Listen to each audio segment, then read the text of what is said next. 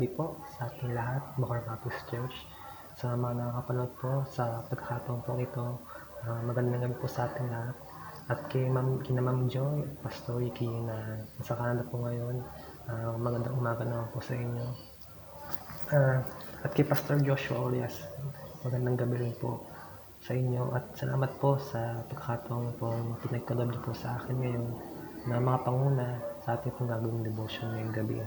At sa mga nakapanginig o nakapanood po sa pagkakataon po ito, nawa po ay tayo ay maglaan ng panahon, maikling panahon lamang po na makapakinig po tayo ng maayos sa ating pong devotion. Ngayong gabi po, ang ating pong magiging main topic sa gabi ito sa ating devotion ngayon is about love o pag-ibig. Kung maalala po natin sa mga nakalipas na devotion, sa pangunguna po nila Brother JR at Brother Serge, kanila pong tinalakay o kanila pong naging main topic ay patungkol sa faith and sacrifice.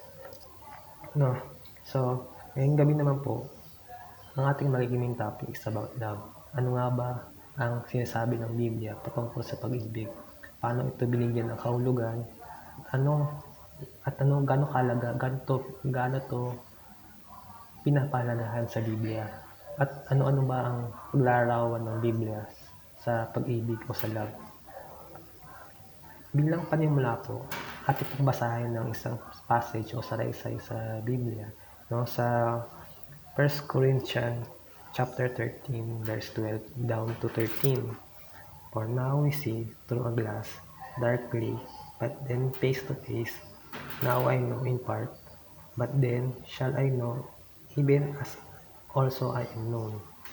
And now abideth faith, hope, charity, these three, but the greatest of these is charity. Pagpalain po ang salita ng Panginoon Diyos. Tayo po muna ay mananalangin.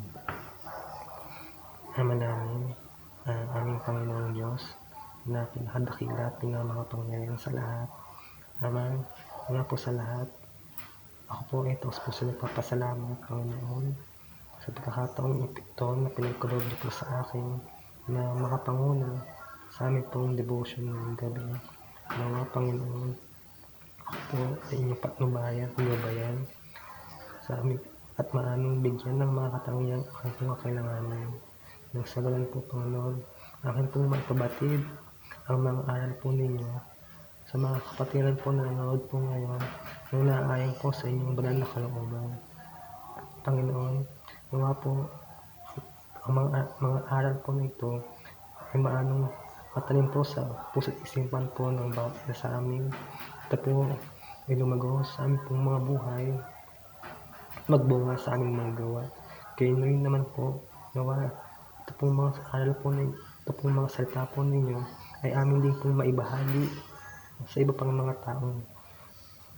Nawa, Panginoon, kayo po inyong samahan niyo po kami sa aming naging devotion. Kayo po ang manguna, kayo po ang mabigyan ng kapurihan. Ang lahat ng ito ay amin pong magalaw na hinihiling sa pangalan po ng iyong pong mutunan ng aming pong Panginoon Jesucristo. Amen. Kanina po ay ating nabasa ang pahayag o salaysay sa Biblia, ni Apostol Pablo, Dito po sinabi ni Apostol Pablo sa verse 13, and now abideth faith, hope, charity, these three, but the greatest of these is charity. Dito po, ang nagkasalita po dito ay si Apostol Pablo. Ito po ay kanya pong sinasabi para sa mga taga-Korinto o sa iglesia sa Korinto. Sinasabi niya dito kung gaano kahalaga ang charity. Kanya itong ikinumpara sa faith at hope. Bagamat alam natin na ang faith ay mahalaga, ang hope ay mahalaga. Alam naman natin yun, na mahalaga yung mga yun. Pero dito, in-emphasize niya na higit na mahalaga ang charity kaysa sa faith o hope. Kung mababasa natin yung kanyang sinabi sa verse 13, ginamit niya yung salitang greatest. At alam naman natin na yung greatest ay isang uri ng superlatives. na ang ibig sabihin na higit na mas o higit kaysa sa iba. No? So, in short, talagang ine-emphasize dito ni Apostol Pablo para sa mga taga-Korinto, para sa iglesia sa Korinto, na higit na mahalaga yung charity o charity kaya sa faith o hope. No? No, so ngayon, ano nga ba yung charity? No, ano ba tong charity na tinutukoy ni Apostol Pablo? No, bakit ito mahalaga? Bakit ito mas mahalaga kaya sa faith, sa hope? So ngayon, alamin muna natin, ano ba yung charity? Saan ba nag-ugat yung salitang charity? O ano ba ang origin niya? Saan ba siya nag-originate? Saan ba siya nagsimula? No, kung ating aalamin, ang salitang charity ay nanggaling sa salitang Latin word na carus, na ang ibig sabihin ay dear o minamahal. And so, at ito ay nag-evolve sa mga panahon na lumipas. Ito ay nag-evolve at naging caritas, no? At ito rin naman ay na-transform o na-translate sa salitang French na charity, no? Na may letter E sa huli. Dito nagsimula yung salitang charity, no? Dito nag-ugat yung charity, no? So, pero pag tinignan natin, ano nga ba ang definition ng charity sa Biblia, no? Ano ba pag search natin yung word na charity sa dictionary, sa English Webster o sa mga thesaurus o Oxford, ano ba yung definition natin makukuha? So, pag inanap natin ang definition ng charity sa mga dictionary, charity is a Christian's love of one's fellow towards another. O ibig sabihin, ang pagmamahal ng isang Kristiyano sa kapwa-tao. Ibig sabihin ito yung parang unconditional love. Sinasabi dito, ito daw ay isang unconditional love. No? Na ibig sabihin, pagmamahal na walang kapalit o walang kondisyon. Pero, ito nga ba yung definition ni Pastor Pablo na charity? Ito nga ba yung gusto niyang i-emphasize sa word na charity? No? Kung alamin natin yung translation ng charity o yung pinaka para sa mga Bible expert, no? Ang charity daw, no? Yung charity na ginamit ni Apostle Pablo dito ay isang Greek word, no? Na agape, no? Alam naman natin na kung ano yung word na agape. Ano ba yung agape? Agape is love of God to man. No? Dito, ang ginamit na terminology ni Apostol Pablo nung unang panahon ay agape, no? So, itong agape ba na to ay katumbas ba? Ito ba yung charity na alam natin ngayon, no? Kung ating alamin, no, yung charity kasi hindi naman siya bago sa ating mga pandinig, no? Usually, madalas natin marinig yung word na charity sa mga foundation o sa mga pagtulong sa kapwa o sa pagbibigay ng donation. No, usually, kaya nga tayo meron tinatawag na charitable institution, no? No, kung saan yung organization na yon ay nagbibigay ng tulong sa mga nangangailangan, sa mga mahihirap, sa mga nasalanta ng bagyo. No? So, usually, kung tayo yung tatanungin,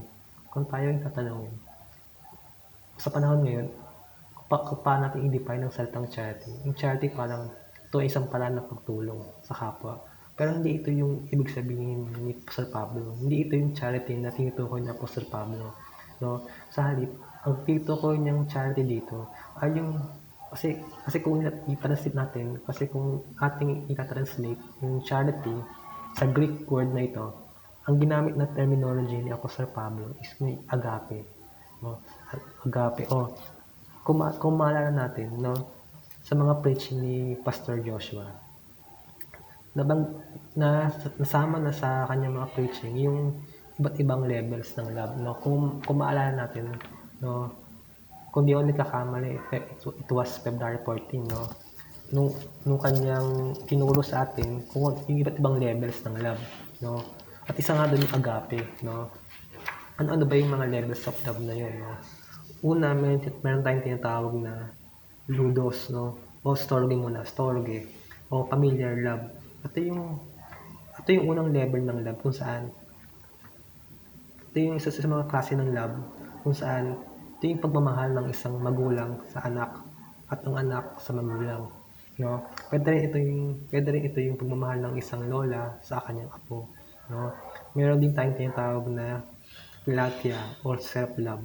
Ito yun naman yung pagmamahal sa sarili, pagmamahal natin sa ating sarili, no? Meron din tayong tinatawag na ludus, no? Childlike or flirtatious love. Ito namang ludus na to, ito naman yung love na kung saan yung dalawang couple, no, sa panimula ng kanilang relasyon, ito yung kanilang nararamdaman, no? Ito yung klase ng love during the beginning stage ng isang relationship, no? So isa pa sa mga love, isa pa sa mga types of love nito is yung pragma, no? Yung pragma, ito naman yung enduring love, no? O yung tinatawag nating everlasting life, no? Kung meron ngang mga hugot nice na ano, no, sana may forever, ito yun, no? Ito yung pragma na yun, no? Na kung saan ito yung love na nagla-last. From the word enduring, ibig sabihin nagla-last siya, tumatagal, no? Tumatagal na siya sa kabila ng mga pagsubok o mga trials na pinagdadaanan ng isang relationship. Ito yung tinatawag na pragma. Tapos meron din tayong tinatawag na philia o yung pagmamahal ng isang tao sa kanyang mga kaibigan o mga kamag-anak. Meron naman tayong tinatawag na eros, no? O tinatawag natin erotic love. Itong erotic love, ito rin yung tinatawag na romantic love o primal love, kung saan ang pagmamahal ng isang tao ay may kaugnayan sa physical affection o pagnanasa, no? Sumunod naman is yung mania. Yung mania is ito rin ay tinatawag na obsessive love o yung meron ng obsession sa isang tao na kung saan nagbubunga ito ng isang unwanted jealousy o yung mga pagseselos na walang dahilan o walang kabuluhan, no? Ito rin ay meron tinatawag na possessiveness o kung saan inaangkin niya na yung tao. Kumbaga parang ayaw na nung tao na yun na may nakakasalubong iba yung isang tao, no? O yung kanyang couple o yung kanyang partner, no? Kumbaga parang meron siyang possessiveness. Meron na siyang gusto niya kanya lang. No? Inaangkin niya na. So, tapos ang pinakamataas sa kanilang lahat, kumbaga highest form of love dito is yung agape o charity, no? Yung agape kasi, pwede natin iugnay dito yung charity na ginamit ni Apostol Pablo, no? Ito yung charity na tinutukoy ni Apostol Pablo sa Corinthian, no? Sa chapter 13 ng Corinthian. No, ito yung highest form of love, the love of God for man and man for God. But it's unconditional, no? So ibig sabihin, ito yung unconditional love ng Diyos sa tao, no? So babalik tayo sa ating topic ngayon, no? Balikan natin yung ating topic, no? So ito yung tinutukoy ni Apostol Pablo na charity, no? Hindi ito yung basta yung pagtulong lang. Kaya nga kung babasahin natin yung chapter 13 verse 3 ng chapter 13 ng 1 Corinthians, and though I bestow all my goods to feed the poor, and though give my body to be burned and have not charity, it profited me nothing. Dito sinabi ni Apostol Pablo sa mga taga-Korinto na kahit ibigay niya lahat ng kanyang ari-arian, kahit ibigay niya lahat ng meron siya, mga pagkain niya, lahat ng meron siya, ibigay man niya lahat yon sa mga nangangailangan o sa mga taong mahihirap, lahat ng yun ay mawawalang kabuluhan kung walang pag-ibig. No, dito, sinasabi niya na, ang ibig sabihin nito, na hindi ibig sabihin tumulong ka, ibig sabihin mayroon ng pag-ibig, no? Kung maalala ko nga, nalala ko nga nung sinabi ni Pastor Joshua sa atin, no? Kamakailan lang, no? You can give without loving, but you can never love without giving, no? Ibig sabihin, pwede kang magbigay ng walang pag-ibig, pero hindi ka pwedeng magmahal ng walang Hindi ka pwedeng magmahal ng hindi nagbibigay, no? Ito yun, no? So, ibig sabihin nito, yung charity na alam natin ngayon ay iba sa charity na tinutukoy ni Apostol Pablo. Ibang-iba. Ngayon kasi ang charity, pagtulong lang eh. Basta tumulong tayo sa kapwa natin, charity na yan. Pagbigay ka lang ng konting limos o konting damit sa mga nasunugan, no? Charity na yan. Pero hindi yung charity na tinutukoy ni Apostol Pablo, no? So, kundi yung agape, no? Bakit nga ba charity bakit nga ba agape yung ginamit niyang term? O bakit charity yung ginamit na term sa Bible, no? Hindi ba't pwedeng love, hindi pwedeng love? Kasi bakit? Kasi gustong i-identify kasi nga maraming levels ng love, no? Maraming level ng love. Kagaya ng mga nabanggit ko kanina. So, para ma-specify o para ma-identify kung ano klaseng love yung tinutukoy ng Apostol Pablo, ang ginamit na term is yung charity. Hindi niya sinabing basta love lang, kundi charity, which is katumbas nga nun sa Greek word is agape, no? So, ngayon, dito, sa chapter 13, dito, in-emphasize niya kung gaano kahalaga ang charity. At hindi lang yun, dito rin sa chapter 13 na to, dinescribe niya kung ano yung charity na tinutukoy niya, kung ano ba to. So, kaya kung mapansin natin, no, itong chapter 13 na to, sinasabi ng mga Bible experts sa mundo na yung chapter 13 daw, ito daw yung tinatawag na charity chapter o yung love chapter. Bakit? Kasi at sa lahat ng chapter o sa lahat ng book sa Bible, dito lang sa chapter 13 ng 1 Corinthians, mas na-elaborate o mas na-emphasize yung charity. No, actually, kung mapapansin natin yung buong Bible, kung babasahin natin yung buong Bible, no, wala tayong mababasang charity sa Old Testament, no. Karamihan ng lahat ng charity na terminology sa Bible, lahat yun nasa New Testament, no. Kaya nga tawag na sa charity na term, ang tawag ng mga Bible experts sa charity is New Testament word. Ibig sabihin, sa New Testament mo lang siya mababasa. Wala kang mababasang charity sa Old Testament, kundi sa New Testament lang. At nagsimula pa yan, yung sa Book of Romans lang siya unang binanggit. At na-elaborate lang siya sa chapter 13 ng 1 Corinthians. So ngayon, dito iikot ngayon ang ating pag-aaral ngayon, dito iikot sa chapter 13 lang. Dito iikot, pero ang ibig sabihin nun, hindi na tayo magbabasa ng ibang chapter. Na magbabasa pa rin tayo, pero most of the verse na mababasahin, dito lang sa chapter 13. So, gano'n ba kahalaga ang charity o yung love, yung agape love na tinutukoy ni Pastor Pablo, no? Kung babasahin natin yung mga nauna niyang sinabi sa chapter 13, yung mga una niyang salaysay, no? Sa chapter 13, though I speak with tongues, chapter 13 verse 1, though I speak with tongues of men and of angels and have not charity, I am become a sounding brass or a tinkling cymbal. Verse 2, and though I have the gift of prophecy and understand all mysteries and all knowledge, and though I have all faith, so that I could remove mountains and have not charity, I am nothing. Dito, in-emphasize ni Apostle Pablo kung gaano kahalaga ang pagkakaroon ng charity, no?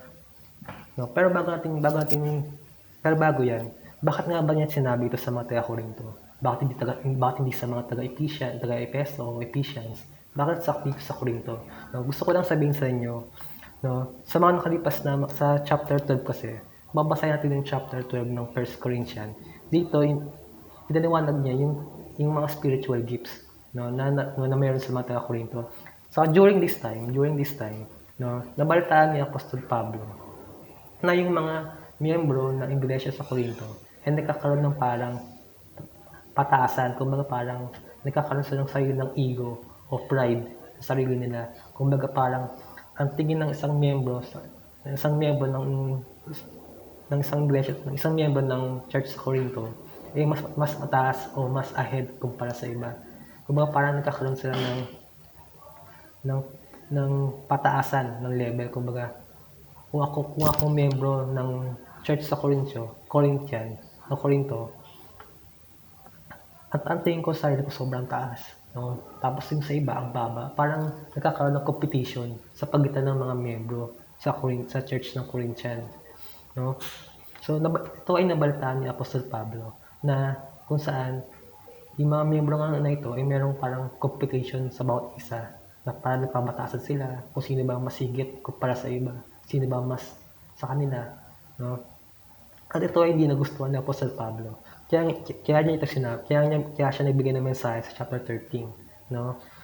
Dito sinabi niya sa chapter 13, una sa verse 1 muna, though I speak with the tongues and of men and of angels and have not charity, I am become a sounding brass or a tinkling cymbal. So, kapag i-analyze natin yung verse na to, sinasabi niya dito na kahit na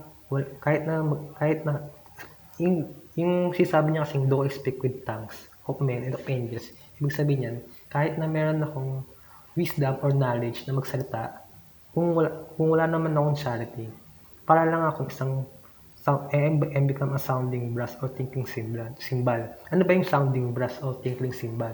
So kung mabalikan natin yung history, no, yung sounding brass na tinutukoy ni Apostol Pablo, para itong isang metal, no, it is a shallow metal, parang shallow metal na kapag pinatunog mo, pag ito yung pinatunog, sobrang ingay, sobrang sakit sa tenga, no? Kapag ito ay yung narinig, talagang marirelate tenga mo, na talagang gusto mo nang lumayo, gusto mo nang umalis, gusto mo layuan yung tunog na yun, no? Sobrang lakas niya, no? Sobrang ingay niya, no? Hindi na siya magandang pakinggan, no? Yung sounding brass na to, ito ay common sa Greece, common siya sa Greece, no? Na usually ginagamit itong para sa mga preaching sa mga worship service ng mga pagan sa Greece, no? Kapag meron silang mga pagsamba sa mga Diyos-Diyosan, usually pinapatulog na itong brass na to, no? During their worship service sa Greece, no?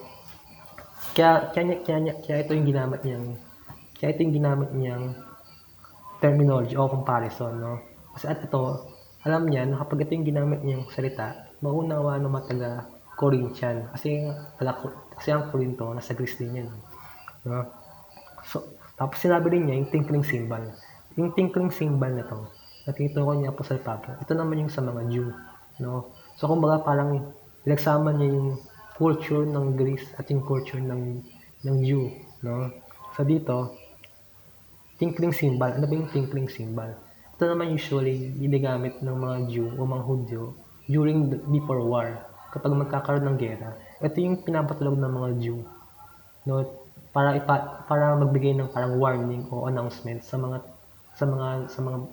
tao na magkakaroon ng gera or before war, no? So dito sinabi niya kahit na kahit na isang tao o isang miyembro ng isang church meron siyang knowledge and wisdom, pero kung wala naman siyang charity o pag-ibig, no, parang siyang maingay na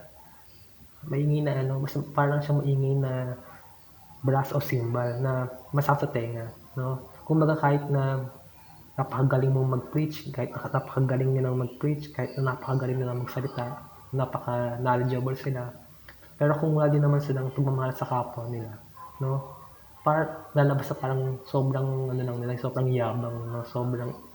Parang nawawala ng kabuluhan, no? Yung kanilang mga sinasabi dahil sa kanilang pag-uugali.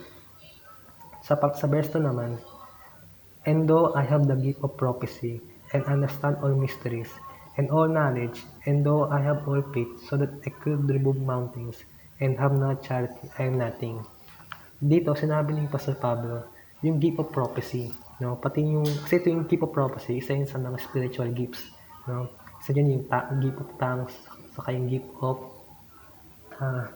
gift of knowledge, no? So sabi niya dito, kahit na meron kang gift of prophecy, kahit na meron kang faith o pananampalataya, kung wala ka namang pagmamahal sa kapwa mo, no? Pagmamahal sa Diyos, no? Wala rin yan, wala rin yan. Kasi yung agape love, no? Hindi lang ito patungkol sa, no, yung agape love, hindi lang ito patungkol sa love of man to God or love of man to God. Actually, ito rin na tumutukoy sa love of man to other people, no? So kumbaga tuloy na yung pagmamahal ng isang tao sa kapwa niya, nang walang kondisyon, nang walang kapalit. No? So dito sinasabi niya na lahat ng bagay, kahit na meron kang wisdom, kahit na meron kang kakayanan na mag-preach o magsalita sa harapan ng tao o magbigay ng salita ng Diyos, kung wala ka namang pagmamahal, kahit ganong kalakas o kalalim ang pananampalataya mo, lahat ng yan mababaliwala kung wala kang charity.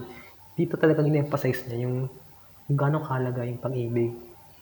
Sinabi niya rin dito sa verse 3, kagaya din sinabi natin kanina, and though I bestow all my goods to feed the poor, and though I give my body to be burned, and have not charity, it profiteth me nothing. No? So kahit ibigay mo lahat ng properties mo, ari-arian mo, ibigay mo lahat ng pagkain mo, kahit gaano ka katulungin, pero kung yung pagtulong mo na yun ay walang pag-ibig, walang pagmamahal, baliwala yun. No? So dapat, kung magbibigay tayo ng merong pag-ibig. No? Kagaya nga ng sabi ni Pastor Joshua, you can give without loving, but you can never love without giving. No? So dito, sa verse 1 to 3, ina-elaborate niya, ina-emphasize niya yung pag-ibig. No? Ina-emphasize niya yung gaano kahalaga yung pag-ibig. No?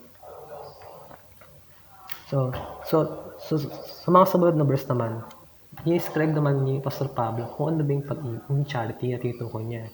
No? Kasi sinabi niya, mahalaga to. So, ano ba to? Ano ba tong charity na to? Ano ba to? Ano bang uri? Ano bang klase to? Ano bang description nito? No? Dito sa verse 4, kanya namang dinescribe yung charity. No? Sa charity, kanya namang dinescribe yung charity, no? O yung love, o yung agape love. No? Verse 4, charity suffereth long, and is kind, charity envieth not, charity vaunteth not itself, is not puffed up. No? Dito sa verse 4 naman, kung ating iisa-isahin o hihima-himayin, no? Sinabi niya dito, describe niya dito na yung charity daw ay charity suffereth long. Ano ba yung charity suffereth long? Pag sinabing suffereth long, charity is patient. Ibig sabihin, matyaga. Di sumusuko, tiisin, di basta-basta nawawala. Kumbaga, kahit gaano karaming pagsubok yung dumaan, nandyan pa rin yan. No? Ganon din naman tayo, no? Sa Panginoon, no? Kung kahit na dumaan tayo sa mga iba't ibang uri ng pagsubok o trials, dapat yung pagmamahal natin sa Diyos hindi nawawala. Kasi ganoon din ang Diyos sa atin. Hindi nawawala ang pag-ibig niya sa atin, no? So, sinabi rin dito, no? Charity is kind, no? Yung kind, alam naman natin kung ano yung kind, di ba? No? Very common naman yung term na kind, no? Hindi naman yan iba sa atin, no? So, ano ba yung kind na tinutukoy ni Pastor Pablo? No? Yung kind na dito, ibig sabihin nun, yung charity daw ay compassionate, no? Compassionate, no? Is compassionate, mabait, patulungin, generous, mapagbigay, no? Hindi ka madamot, kumbaga, no? Sabi nga, you can love without giving. You can give without loving, but you can never love without giving. Ibig sabihin, automatic na yun eh. Kapag nagmahal ka, automatic na yun, magbibigay ka na ng kusa. So, kaya nga sinabi niya is kind, mapagbigay, generous, matulungin, maawain, mahabagin. Malambot yung puso, benevolent, no? Pure in heart. Yun yung kind na tito ko niya. Pangatlo naman yung charity, envieth not. Envieth, ibig sabihin, ang charity daw na tito ko niya is hindi naiinggit. No? Hindi siya naiinggit. Hindi nagtanasa o nag-aasam ng bagay ng ibang tao. No? Actually, itong envieth na ito, no? Actually, ito ngayon, common sa atin ngayon. Usually, sa ating mga millennials ngayon, no? Kapag may bagong gadget yung isang tao, halimbawa sa church, no? Pag mayroong bagong gadget yung isang membro, no? Kahit na yung isang membro ay hindi naman techie o hindi naman mahilig sa mga mamahaling cellphone, kahit hindi niya ginagamit, kahit hindi naman niya kailangan ng mamahaling cellphone, kahit na hindi niya kailangan o hindi niya kaya yung bumili ng ganung cellphone, no? Ang gagawin niya, maiinggit siya, no?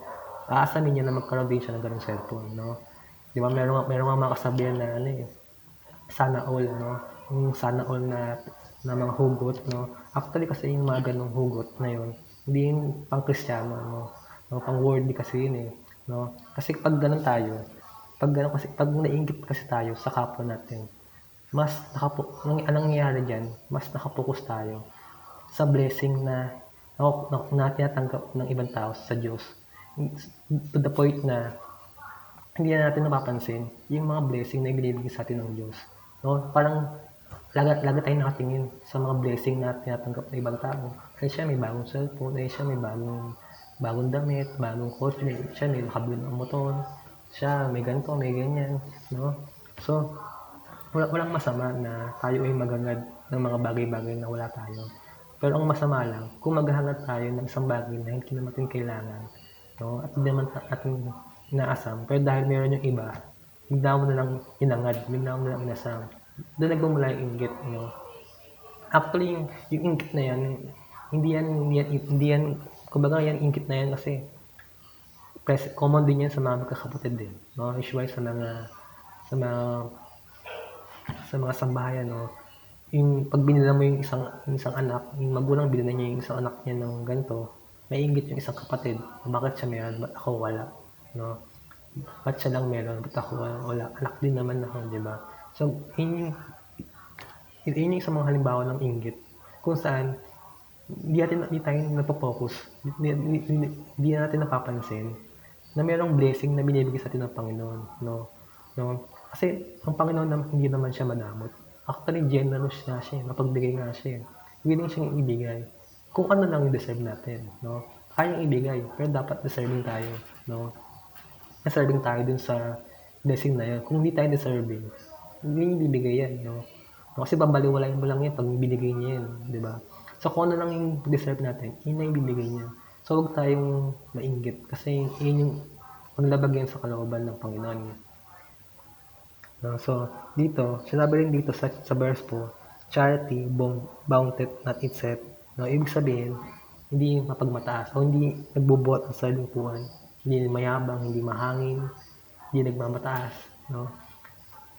Kumbaga, itong verse na to, parang gusto niya nang paringgan yung mga taga Corinto, no? Kasi alam nga niya na nabalitaan nga niya na yung mga miyembro doon ay parang nagpapataasan na lang na parang tingnan na sa sarili na masigit kumpara sa iba, no? So parang nagpahaging siya, nagparinig siya na charity bounded at itself, no?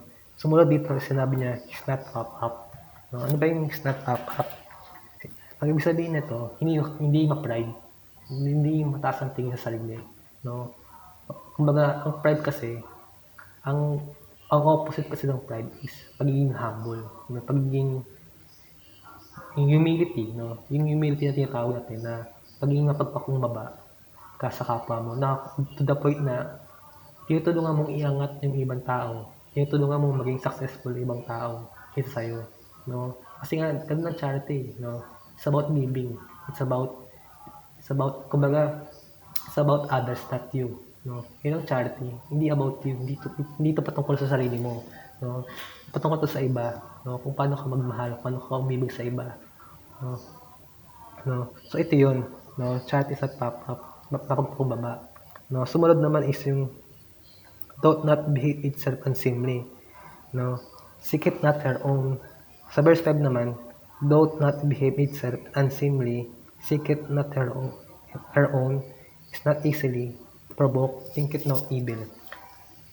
Dito, sinabi niya, yung sinasabi niyang don't not behave itself unseemly, yung sabi niya dito, hindi daw rude, hindi magaspang yung ugali, no? Hindi bastos, kumbaga sa ganun, hindi siya taklesa, o hindi siya, kumbaga sensitive siya sa feeling ng ibang tao. Sensitive siya sa emotions ng ibang tao. Hindi siya basta-basta nagsasalita ng mga bagay-bagay na alam niyang makakapalakit sa kapwa niya, no? Seek it not her own. Ibig sabihin, hindi siya selfish, hindi makasarili, no? Hindi lang puro siya. Kasi nga ganun ng charity. Kasi ang selfish kasi, opposite siya ng charity o ng agape love. No? Kasi pag sinabi mong selfish, makasarili ka eh. Self-centered ka. Sarili mo lang iniisip mo. So So, hindi gano'n yung charity na tinutukoy ni Apostol Pablo. Ang tinutukoy niyang charity is yung pagmamahal mo sa iba, no? Na to the point na nakakalimutan mo na yung sarili mo, na mas pinapahalagaan mo yung ibang tao kaya sa sarili mo, no? It's not easily provoked, think it no evil. Ibig sabihin, hindi basta-basta nagagalit, no? Hindi na nagagalit yun, no? Konting ano lang, galit na kagad, no? Konting salita lang, no? Nagagalit ka na kagad, na-open ka na kagad, no? Hindi dapat balat sibuyas, no?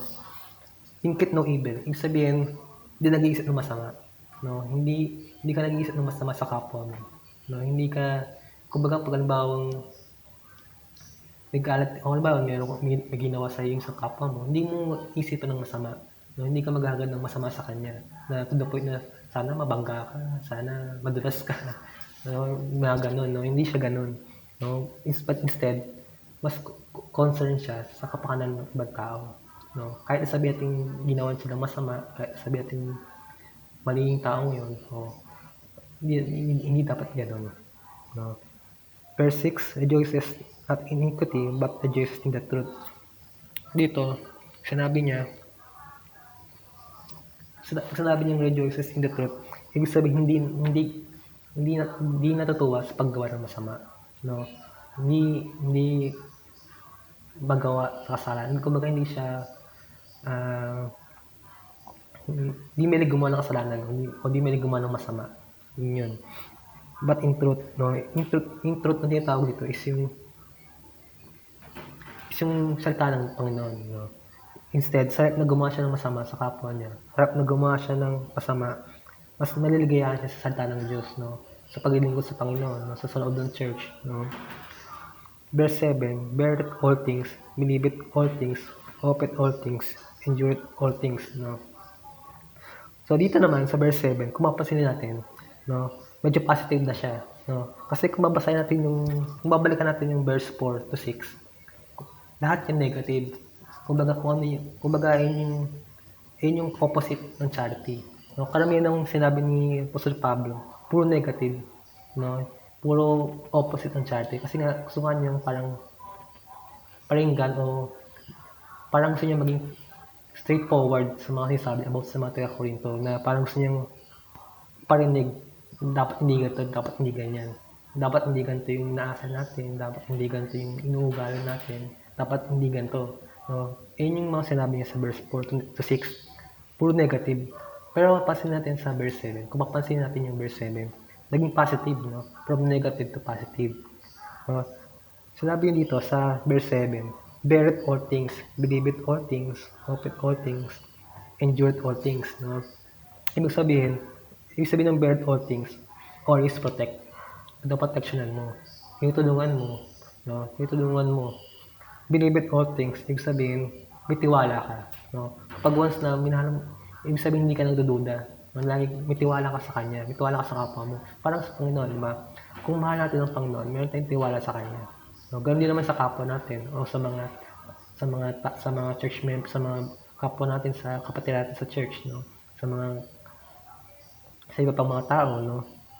Hope it all things, ibig sabihin, optimistic, no? Ibig sabihin ito, hope it all things, parang naging optimistic ka, to the point na kahit na maraming pagsubok, kahit na maraming nagdadaanan sa buhay, naniniwala ka pa rin, may pag-asa, no? Umaasa ka pa rin na magiging okay lahat, no? Parang naging optimistic ka na. Endured all things, ito na yun. So, you can perceive, no? Kaya mong tiisin, o kaya mong tumagal, kaya mong tiisin lahat ng mga trials, no? Willing ka na harapin yung mga pagsubok na yun, no? Na hindi ka basta-basta sumusuko, no? Sa verse 8 naman, sinabi dito, charity never faileth, but whether there be prophecy, they shall fail, no? Whether there be tongues, they shall cease. Whether there be knowledge, it shall vanish away. So, dito sa verse 8, ito na yung huling verse na natin babasahin dito sa chapter 13.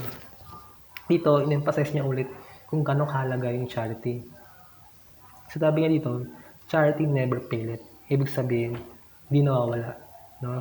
At charity, parang sinabi niya dito, charity is everlasting o eternal. Ibig sabihin, pang matagalan talaga, hindi nawawala. So, kaya nga kinumpara niya pa ito sa prophecy.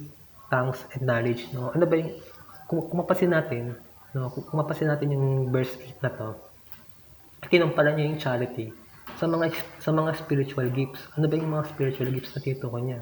Yun nga yung prophecy, gift of prophecy, gift of tongues, at yung gift of knowledge, no? So, ito kasi yung mga spiritual gifts na to, no?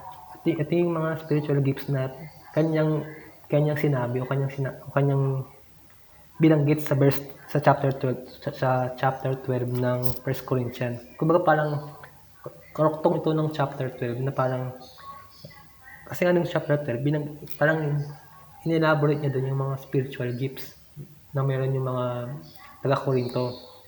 So sabi niya, kahit na meron kayo niyan, kahit na meron kayong mga spiritual gifts na yan, no? Kung wala kayong charity, wala din yan. Kasi ang charity ay tumatagal, no? Yung spiritual gifts na yan, na meron kayo ngayon, lahat mawawala. Darating yung point, darating yung panahon na hindi na kakailanganin yung spiritual gifts na yan. Na to the point na ang tanging na kailanganin ng tao is yung charity. Na tanging mangingipabaw sa mundo is yung charity o yung agape love.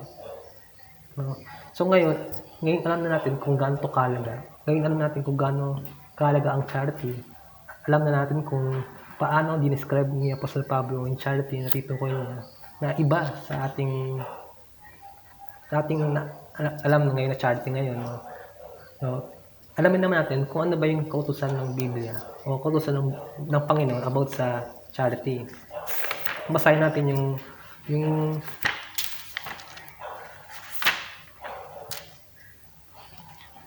basahin naman natin is yung basahin natin sa Book of Mark chapter 12 to chapter 12 verse 29 to 31. No. Verse 29. And Jesus answered him, the first of all the commandments is, Hear, O Israel, the Lord our God is one Lord. Verse 30. And thou shalt love the Lord thy God with all thy heart, with all thy soul, with all thy mind, and with all thy strength. This is the first commandment. Verse 31. And the second is like, namely this, thou shalt love thy neighbor as thyself. There is none other commandment greater than this. Dito sa binasa nating verse sa Biblia, ang nagsasalita dito ay ang ating Panginoong Kristo. Sinabi dito ng Panginoon na mayroong dalawang pinakamahalagang utos, no, na dapat sundin ng mga Kristiyano. Una, mahal natin ng Panginoong Diyos, no? Actually itong verse na pinasa natin sa Mark na to, Mark chapter 12 verse 30. Meron din itong katumbas na verse sa Book of Matthew at sa Book of Luke. So pero bakit ito yung pinili kong verse? Ito, ang dahilan ko bakit ito yung binasa kong verse, hindi yung sa Matthew, hindi yung sa Luke. Bakit? Kasi dito, mas na-elaborate o mas dinefine ng Panginoon kung paano natin mamahal ng Diyos, no? Kung kasi natin dito, sinabi ng Panginoon, no? Love the Lord thy God with all thy heart, and with all thy soul, with all thy mind, and with all thy strength. This is the first commandment. Kumbaga, sinabi ng Panginoon Diyos, mahalin mo ang Panginoong Diyos ng buong puso, buong isip, ng buong kaluluwa, buong lakas, no? Pansinin natin, no? Gumamit siya ng mga kung maalala natin, 'di ba, sa mga teleserye, 'di ba? Yung mga bidang lalaki, 'di ba? Sinasabihan nila yung mga bidang babae na mamahalin kita ng buong puso, no? Pero dito, ang sinabi ng Panginoong Jesucristo, mahalin mo ang Diyos ng buong puso, buong isip, buong kaluluwa at buong kalakasan, no? So dito talaga mas ibig sabihin ito, parang mas dapat sinasabi ng Panginoon dito, dapat higit na mahalin natin ang Diyos kaysa tao, kaya sa kapwa natin, 'di ba? Kasi kung sa mga ligawan nga, sa mga teleserye nga, 'di ba? Mga sinasabi ng lalaki, mamahalin kita ng buong puso. Dito hindi ng buong puso, kundi buong kaluluwa, buong isip, pati buong kalakasan, no? Actually, yung binabanggit ng Panginoon dito na with all thy strength, kumbaga parang para sa akin very parang gusto sabihin ng Panginoon, ibigay mo yung buong kalakasan ng buhay mo sa pagdating ko sa Diyos. No? Kahit na manghina ka, kahit mapagod ka, okay lang yan. So, ibigay mo yan, yung lakas na pinapahirap sa'yo ng Diyos paglilingkod sa Kanya. No? Kaya sabi, with all thy strength, ng buong kalakasan, na walang labis, walang kulang. So parang sinasabi ng Panginoon dito sa atin na kailangan kahit na mapagod tayo, tuloy pa rin tayo sa paglilingkod. No? Kahit na gaano kahirap, no? Tuloy pa rin tayo. So parang dito, paano ba natin siya mamahalin? Paano ba natin i-express yung laban sa Kanya? No? Paano ba ito? Mamahalin ba natin siya? Ganun lang ba? So paano? So, basahin natin yung basahin natin ngayon dito sa Book of John, chapter 14 naman.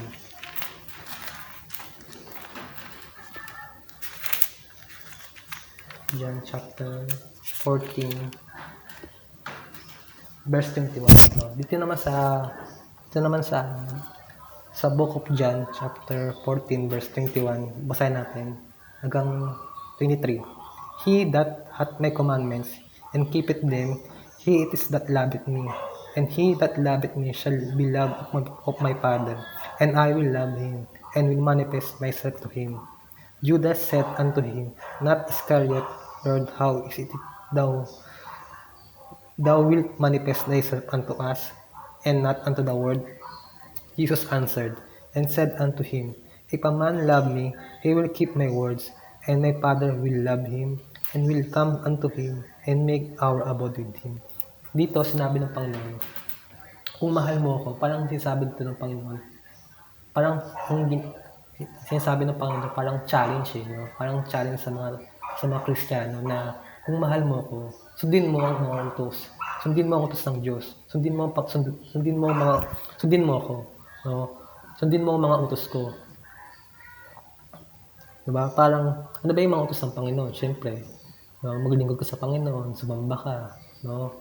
Mag-soul winning ka, mag-attend sa church, no? Mag-offering ka, yun yung mga utos niya. Diba? So, dito, sa ganong paraan, may express natin kung gaano kamahal ang Panginoon. No? Hindi lang basta, sabihin natin, mahal ko ang Panginoon.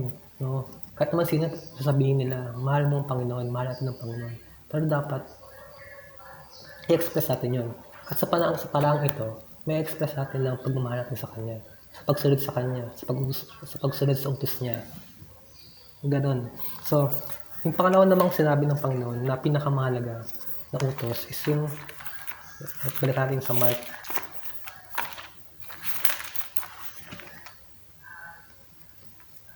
Sa Mark chapter 12 verse 30. And thou shalt love the Lord 31, sorry. And the second is like, namely this, thou shalt love thy neighbor as thyself. There is none other commandment greater than this. Dito, sinabi naman ng Panginoon dito, yung pangalawang pinakamalagang utos.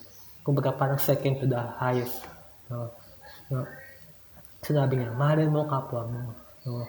Remember, yung sinabi niyang neighbor dito, yung neighbor na sinasabi ng Panginoon dito is very general. No? Hindi lang to basta specific. No? Napipiliin mo kung sino yung mamahalin mo, kung sino lang yung pakikitungan mo ng maayos, at kung sino yung hindi. Dito, yung neighbor dito is very general. No? Isabihin, pangkalahatan. Hindi lang basta kamag-anak mo, hindi lang basta kaibigan mo o kaklose mo. Sila lang yung, hindi yun. No? Pag sinabing neighbor, lahat to, kapwa mo, kapwa-tao mo, lahat to. No? Regardless kung kaibigan mo o kaaway mo, no? Kasi ganyan tayo madalas eh. Pag kaaway natin, wala tayong pakialam dyan, di ba? Parang, ang pakialam mo dyan, kaaway ko yan, di ba? So, hindi yun, no? Sinabi nito, thou shalt love thy neighbor as thyself. Kapwa mo, lahat to, no? Ba't niya sinabi na, thou shalt love thy neighbor as thyself? Kasi nga, alam ng Panginoon na walang tao ang hindi nagmamahal sa sarili niya.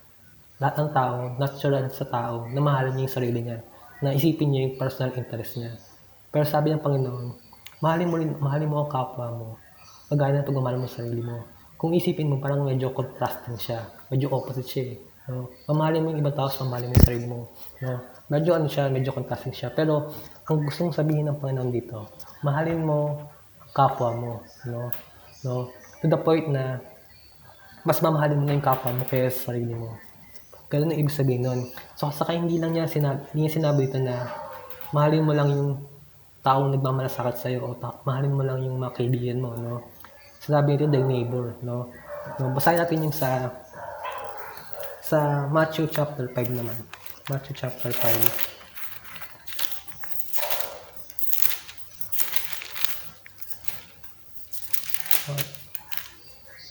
Basahin natin yung Matthew chapter 5 verse 43 to 46. Verse 43. Ye have heard that it hath been said, Thou shalt love thy neighbor and hate thy enemy. No?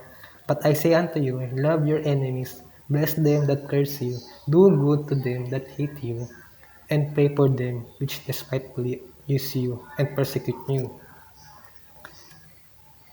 Verse 45. That ye may be the children of your Father which is in heaven, for he maketh his sun to rise on the evil and on the good, and sendeth rain on the just and on the unjust. Verse 46, for if ye love them which love you, what reward have ye? Do not even the publicans the same? No? Actually, very no? Self-explanatory na to. Nang sinabi ng Panginoon, talagang direct to the point siya, no? Sinabi niya dito, kung mamahalin mo lang yung mga tao nagmamahal sa'yo, ano pinagkaiba mo sa mga hindi Christian, sa mga sinners? Yung publican ang tinutukoy dito is yung mga sinner, yung mga non-Christian, o yung mga pagans, no? So sabi niya dito, kung ang mamahalin mo lang ay yung mga taong malalapit sa'yo, so ano pinagkaiba mo sa mga masama? Diba? Wala kang pinagkaiba. So, sabi ng Panginoon, lahat kayo pantay-pantay, no? Napasikat niya ang araw sa masama at sa mabuti, no? Ibig sabihin, pinagkakalaban niya ng blessing yung mga mabubuti, ganoon rin naman ang mga masama. Kaya nga dapat ituloy din natin yung mga kaaway natin o yung mga gumagawa ng masama sa atin na parang kaibigan din o parang kagaya din ng pagtulungan sa mga kaibigan natin, no? So, dito sabi ng Panginoon dito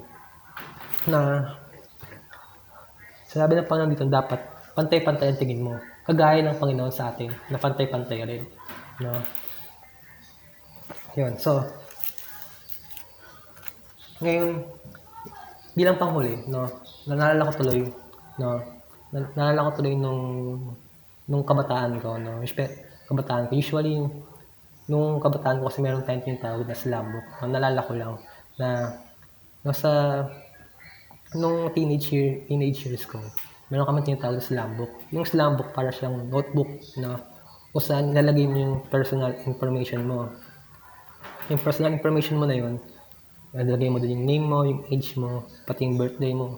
Pero yung pinaka gustong-gusto ng ibang tao, yung pinaka parang exciting part sa kanila, dun sa slambok na yun, yung page kung saan tinatanong yung definition mo ng love, o yung tanong na what is love, no? May mga ganun sa slambok, no?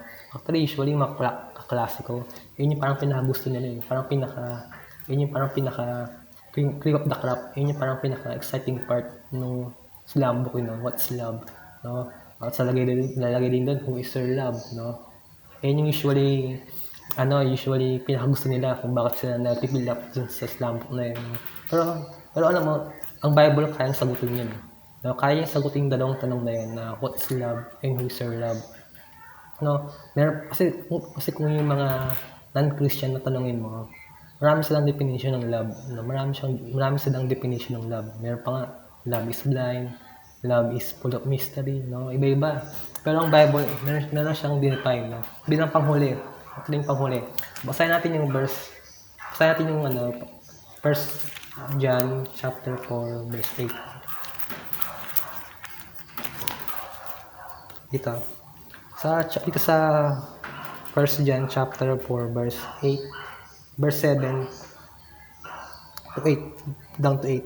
Beloved, let us love one another, for love is of God, and everyone that loveth is born of God and knoweth God. Verse 8, he that loveth not knoweth not God, for God is love. Diba? Sinabi ng Panginoon dito, kung sino man yung nagmamahal pero hindi kilala, sino man yung mga tao na nagmamahal pero hindi naman sumasampalataya sa Panginoon, hindi siya nagmamahal. Kasi bakit? Sinabi niya, God is love, eh, 'di ba? Kumbaga sa ano, straight to the point na yung Bible, no? Sinabi ng Bible dito na love is God, no? Kumbaga, kung sa iba nga, dami-dami din ng definition ng love, haba-haba pa, minsan mukha ng paragraph. Pero dito, simple lang, sinabi ng Panginoon, sinabi ng Bible, love is God, no? Kung sino man, kung ikaw, hindi mo kayang mahalin, hindi mo kayang gawin itong mga utos ng Panginoon about sa love, no? Hindi mo nakikilala ang Panginoon kasi nga love is God, no? So, ano bang reward o mga pala natin kapag ginawa natin to? Ano bang importance o epekto nito sa atin, no? So, bilang, no, gaano ba talaga kahalaga ito sa atin, no? Ano bang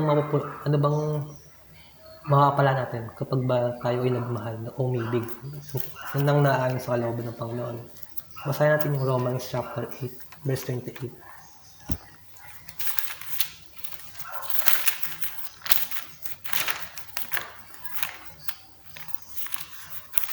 Romans 8.